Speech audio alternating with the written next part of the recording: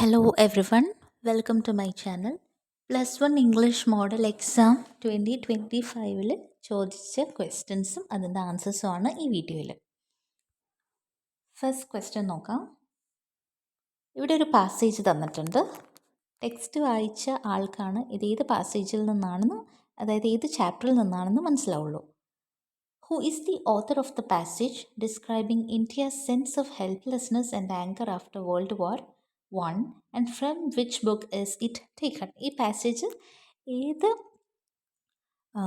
ആരാണിത് എഴുതിയത്, ഇതിൻ്റെ ഓത്തർ ആരാണ്, ഏത് ബുക്കിൽ നിന്നാണ് ഇത് എടുത്തേക്കുന്നതെന്നാണ്. ചാപ്റ്ററിൻ്റെ പേരല്ല ചോദിച്ചേക്കുന്നത്. അപ്പോൾ നോക്കിക്കേ, world War I ended at last and the peace instead of bringing us relief and progress brought us repressive legislation and martial law in the Punjab. ഇത് ഏത് ചാപ്റ്ററിലെയാണ്? യെസ്, ഇത് ആൻഡ് ഗാന്ധി കെയിം എന്ന ചാപ്റ്ററിലെയാണ്. അപ്പോൾ ഇത് ജവഹർലാൽ നെഹ്റു ആണ് ഇത് എഴുതിയത്. ഏത് വർക്കിലാണ്? ഈ ഒരു പാസേജ്, ഈ ഒരു പാരഗ്രാഫൊക്കെ വരുന്നത് ഡിസ്കവറി ഓഫ് ഇന്ത്യ എന്ന് പറയുന്ന ബുക്കിലാണ്. ഓക്കെ, രണ്ടാമത്തെ ചോദ്യം നോക്കിയേ. In the passage who is referred to as the all power monster. ഇതിൽ ഓൾ പവർ മോൺസ്റ്റർ എന്ന് പറഞ്ഞിട്ട് ലാസ്റ്റ് ലൈനിൽ കാണാം. We seemed to be helpless in the grip of some all powerful monster. ഇതാരെയാണ് ഓൾ പവർഫുൾ മോൺസ്റ്റർ എന്ന് ഉദ്ദേശിക്കുന്നത്? Answer is British rule. അതാണ് all powerful monster എന്ന് മീൻ ചെയ്തത്. Third question, what was the initial hope after World War I ended? World War I end ചെയ്ത് കഴിഞ്ഞപ്പോൾ ആദ്യം ആളുകൾ പ്രതീക്ഷിച്ചിരുന്നത് എന്താണ്? ആൻസർ എന്താണ്? Bringing us relief and progress എന്ന് കണ്ടോ. ആളുകൾ വിചാരിച്ചിരുന്നത് റിലീഫ് ആൻഡ് പ്രോഗ്രസ് ആണ്. ഓക്കെ, അതായിരുന്നു hope. So the answer is relief and progress for the country. Last question, how did the people feel after these new laws were introduced? പുതിയ laws ഒക്കെ വന്നു എന്ന് പറഞ്ഞല്ലോ, അത് കഴിഞ്ഞിട്ട് എന്താ സംഭവിച്ചതെന്ന്. A bitter sense of humiliation and passionate anger filled our people. ആളുകളിൽ ഹ്യൂമിലിയേഷൻ ആൻഡ് ആംഗ്രി, അതായിരുന്നു ആളുകളിലുണ്ടായിരുന്ന ഫീലിങ്സ്. നെക്സ്റ്റ് നോക്കാം. ഒരു പാസേജ് തന്നിട്ടുണ്ട്, അതായത് നമ്മുടെ പോയട്രി എന്നുള്ള സ്റ്റാൻസയാണ്. അത് നോക്കാം. I stood upon the hills when heaven's wide arch was glorious with the sun's returning march. ഇതൊക്കെ കാണുമ്പോൾ നമുക്കറിയാം സൺറൈസ് ഓൺ ദ ഹിൽസിൽ നിന്നുള്ള വരികളാണ്. What is meant by heaven's wide arch in the poem? And what poetic device is used in this phrase? Heaven's wide arch എന്ന് പറയുന്നത് horizon അല്ലെങ്കിൽ സ്കൈനെയാണ് കേട്ടോ. അതാണ് അതിൻ്റെ ആൻസർ. ഇമ്പോർട്ടൻ്റ് ആണ്. ഇവിടെ ഉപയോഗിച്ചിരിക്കുന്ന പോയറ്റിക് ഡിവൈസ് മെറ്റഫർ എഴുതാം, വിഷ്വൽ ഇമേജറി ആണിത് എന്ന് എഴുതാം, അല്ലേ? ഒരു ഇമേജ് കാണുന്ന പോലെ ഒരു ഫീൽ അല്ലേ ഹെവൻസ് വൈഡ് ആർച്ച് എന്ന് പറയുമ്പോൾ. സോ ഏതെങ്കിലും ഒരെണ്ണം എഴുതാം. What time off day is described in these lines? ഈ ലൈനിൽ ഏത് ടൈമാണ്, ഒരു ദിവസത്തിലെ ഏത് ടൈമാണ് പറയുന്നതെന്ന്. ഉറപ്പായിട്ടും സൺറൈസ് ഓൺ ദി ഹിൽസ് എന്നാണ് പോയട്രിയുടെ പേര്. അപ്പോൾ ഉറപ്പായിട്ടും ഇത് ഡോൺ അല്ലെങ്കിൽ മോർണിംഗ് എന്നുള്ള സമയമാണ്, അല്ലേ? രാവിലെയാണ്. Then which natural elements are described in the poem? ഈ പോയട്രിയിൽ ഒരുപാട് പ്രകൃതിയിലെ കാര്യങ്ങൾ പറയുന്നുണ്ട്. എന്തൊക്കെയാണ്? ഹിൽസ് പറയുന്നുണ്ട്, സൺ, വുഡ്സ് എന്ന് പറഞ്ഞാൽ ഫോറസ്റ്റ് ആണ്, സോഫ്റ്റ് ഗെയിൽസ് കാറ്റ്, sun clad Wales, sun covered valleys. So ഇതൊക്കെ ഈ പറയുന്ന നാച്ചുറൽ എലമെൻറ്റ്സ് ആണ്. സൺ ക്ലാഡ് വെയിൽസ്, അതേപോലെ hills, sky, would, soft GAIL, sun, ഇതൊക്കെ ആൻസറിൽ വരും. അടുത്ത ചോദ്യം നോക്കാം. Which words in the poem convey A sense of movement? Movement എന്നുള്ള ഐഡിയ വരുന്നത് ഇതിൽ ഏതൊക്കെ വേർഡ്സ് ആണെന്ന്. ഇവിടെ നോക്കിക്കേ, ഇവിടെ നമുക്ക് സൺസ് റിട്ടേണിങ് മാർച്ച്, സൂര്യൻ മാർച്ച് പാസ്റ്റ് ചെയ്ത് തിരിച്ചു വരുന്നു, അവിടെ മൂവ്മെൻ്റ് ഉണ്ട്. അതേപോലെ went fourth to kiss the sun clad vales, കണ്ടോ? വെൻറ്റ് ഫോർത്ത്, മുന്നോട്ട് വരുന്നു, അവിടെ എന്താണ്? ഇതേപോലെ മൂവ്മെൻ്റ് എന്നുള്ള ഐഡിയ ഉണ്ട്. സോ അത് രണ്ടുമാണ് അതിന് ആൻസേഴ്സ്. നെക്സ്റ്റ് വൺ നോക്കിയേ, ഇവിടെ നമുക്ക് ഇഫ് ക്ലോസസ് ആണ്. വെരി ഇമ്പോർട്ടൻറ്റ് ക്വസ്റ്റ്യൻ ആണ്, എന്തായാലും പഠിക്കണം. നമ്മൾ ഓൾറെഡി ഇതിൻ്റെ വീഡിയോ ചെയ്തതാണ് കേട്ടോ. നിങ്ങൾ എന്തായാലും ഇത് പഠിക്കണം, പഠിക്കാതിരിക്കല്ലേ, എളുപ്പമാണ്. ഓക്കെ, നോക്കിക്കോ. Fill in the blanks with appropriate form of verb given in the brackets. If water dash it will turn into ice. ഇവിടെ നോക്കിക്കേ, ഇവിടെ നമ്മളോട് പറഞ്ഞേക്കുന്നത് ഒരു എന്താ പറയുക, വെള്ളം ഫ്രീസ് ആയി കഴിഞ്ഞാൽ അത് ഐസായിട്ട് മാറും എന്നാണ്, അല്ലേ? യെസ്, ഇവിടെ വാട്ടർ എന്ന് പറയുന്നത് എന്താണ്? നിങ്ങൾ എടുക്കുക, വാട്ടർ എന്ന് പറയുമ്പോൾ എപ്പോഴും സിംഗുലറായിട്ട് കാണണം. ഓക്കെ, വെള്ളം എന്ന് പറയുമ്പോൾ സിംഗുലറാണ്. സോ സിംഗുലർ സബ്ജക്റ്റായ വാട്ടറിൻ്റെ കൂടെ സിംഗുലർ വെർബായിട്ടുള്ള നമ്മൾക്ക് ഇവിടെ ഫ്രീസാണ്. ഇതിനെ സിംഗുലർ വെർബ് എന്ന് പറയുമ്പോൾ ഫ്രീസ് എന്ന് തന്നെ എഴുതരുത്, ഫ്രീസസ് എന്നെഴുതണം. മനസ്സിലായോ?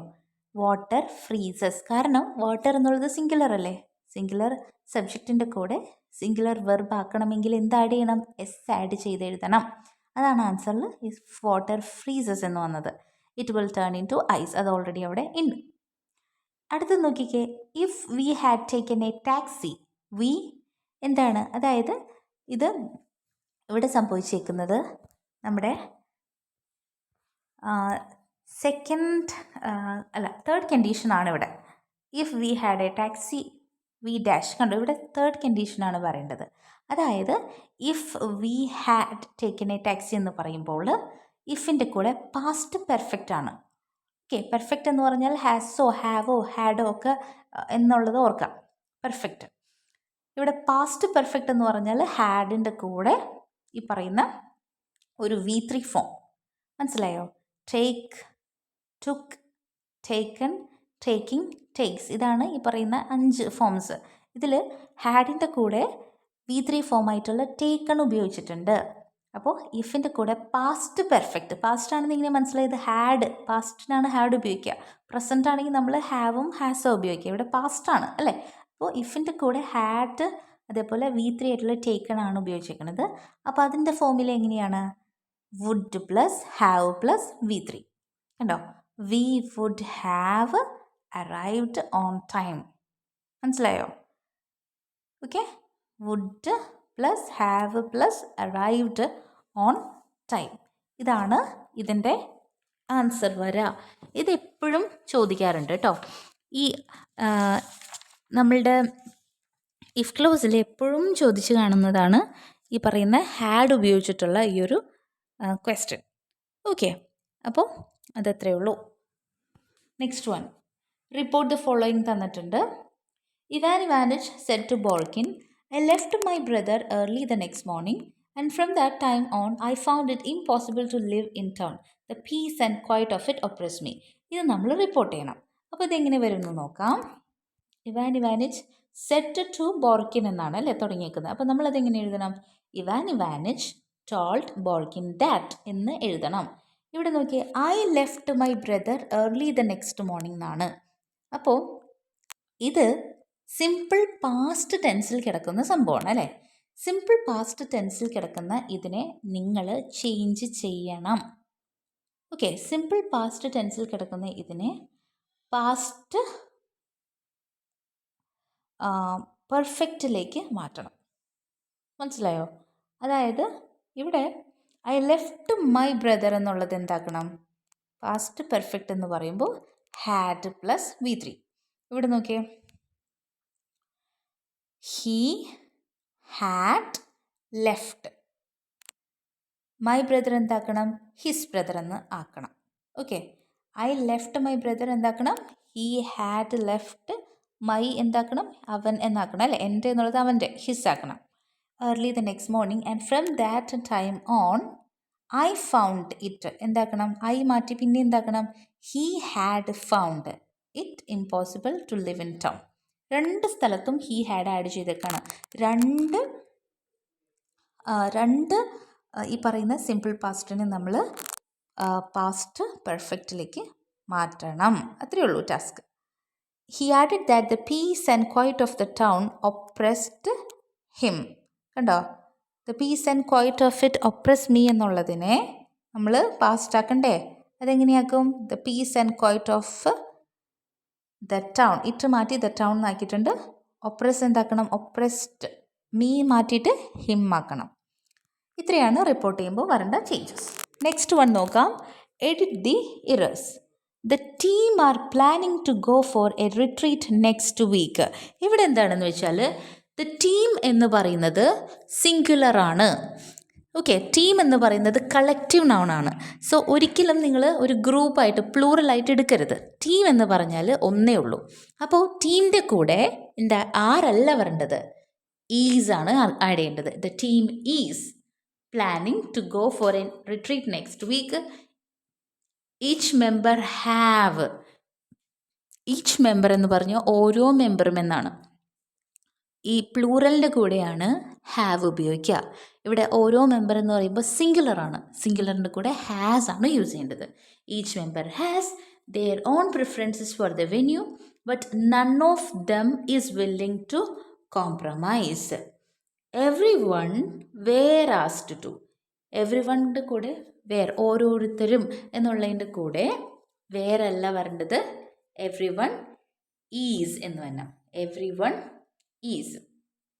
ഇവിടെ നോക്കിക്കേ, വേർ ഇവിടെ പാസ്റ്റ് ടെൻസ് ആണ്.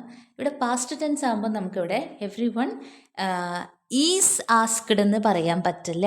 ഇത് പാസ്റ്റ് ടെൻസ് എന്ന് പറയുമ്പോൾ എവ്രി വണ്ണിൻ്റെ കൂടെ നമ്മൾ ഈസ് അല്ല വാസ് ഉപയോഗിക്കണം. എവ്രി വൺ വേറല്ല, അത് ആക്ച്വലി എവ്രി വൺ എന്ന് പറഞ്ഞാൽ ഓരോരുത്തരും എന്നാണ്. അപ്പോൾ അത് അവിടെ ഉപയോഗിക്കേണ്ടത് സിംഗുലർ വെർബായിട്ടുള്ള ഈസ് ആണ്. ഈ ക്വസ്റ്റ്യൻ പാസ്റ്റ് ടെൻസിലാണ് ഈ വരുന്ന വരി. അതുകൊണ്ട് നമ്മൾ എന്താണ്, കാരണം അടുത്തത് കണ്ടോ ആസ്ക്ഡ് എന്നാണ്. അപ്പോൾ നമ്മൾ അവിടെ എന്താക്കണം, every one was asked to provide their suggestions. Their മാറ്റി ഹിസ് ഓർ ഹെർ എന്നാക്കണം കേട്ടോ. His or her suggestions in writing. ഇതാണ് അതിൻ്റെ ആൻസർ.